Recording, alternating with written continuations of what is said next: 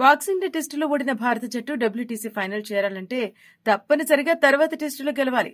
మరోవైపు ఆస్ట్రేలియాతో జరిగే test series లో శ్రీలంక 1-0 తేడాతో లేదా 2-0 తేడాతో గెలవాలి. దీంతో పర్సెంటేజ్ పరిగణలోకి తీసుకుంటే భారత్ ఫైనల్ చేరుతుంది. భారత్ నెక్స్ట్ టెస్టులో గెలిచినా శ్రీలంక ఆస్ట్రేలియా సిరీస్ డ్రాగా ముగిస్తే గనక ఫైనల్ చేరే అవకాశాలు తక్కువే.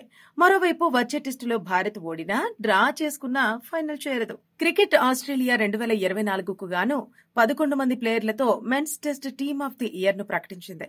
భారత్ నుంచి బుమ్రా, జైస్వాల్ జట్టులో చోటు దక్కించుకున్నారు. అనూహ్యంగా బుమ్రాను ఈ టీంకు కెప్టెన్ గా ప్రకటించింది.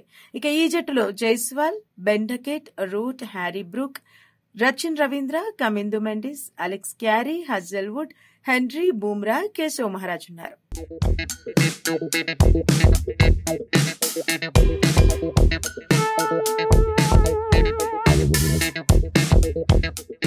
బీజీటీ సిరీస్ అనంతరం టెస్టులకు రిటైర్మెంట్ ప్రకటించాలని కెప్టెన్ రోహిత్ శర్మ నిర్ణయించుకున్నారా అన్న ప్రశ్న తలెత్తుతోంది.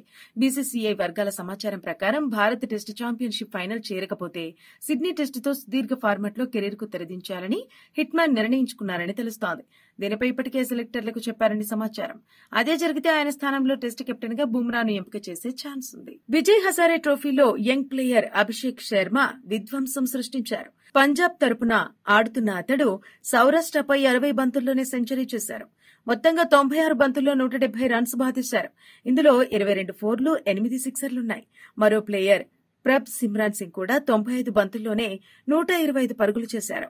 దీంతో ఆ జట్టు 50 ఓవర్లలో 424 5 స్కోర్ చేసింది. అభిషేక్ ఐపీఎల్లో ఎస్ఆర్హెచ్ తరపున ఆడుతున్న విషయం తెలిసిందే.